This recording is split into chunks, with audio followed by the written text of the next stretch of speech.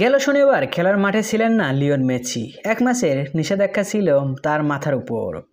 তবে সে ম্যাচে গ্যালারিতে বসে আলোচনায় এসেছেন মেসি। তার হাতে ছিল এক আশ্চর্য ঘড়ি, যার দাম প্রায় 7 লাখ পাউন্ড, বাংলাদেশি মুদ্রায় 11 কোটি টাকারও বেশি।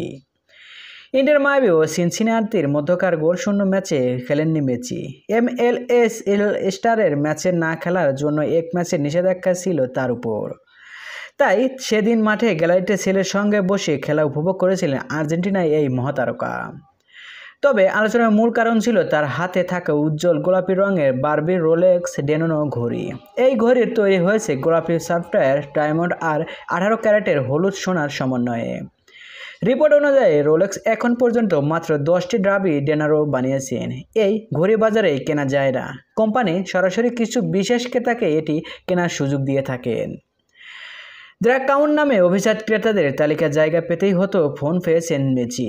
জানা গেছে এই ঘড়ির জন্য সেলিব্রেটার গড়ে 3,10,000 পাউন্ড পর্যন্ত খরচ করেছেন। তবে বাজারে যদি এটি বিক্রির জন্য আসে, দাম দাঁড়াতে পারে 7 লাখ পাউন্ড বা তার থেকেও বেশি।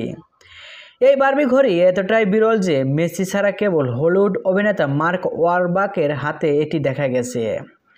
মেসির সঙ্গে ওই ম্যাচে ছিলেন তার বড় ছেলে থিয়াগো। সাদা শার্ট ও হালকা রঙের শর্ট পরে আসেন তিনি। পরে মেসির পরিবারের সঙ্গে সময় কাটাতে দেখা যায় একটি কনসার্টে। ভিউয়ার্স, মেসি যে ওই ঘড়িটা কিনেছেন, এই ঘড়িটার কেনা আপনাদের কি মতামত কমেন্ট বক্সে জানিয়ে দিন। আর হ্যাঁ, খেলাধুলার সকল খবর পেতে চ্যানেলটি সাবস্ক্রাইব করুন। ধন্যবাদ।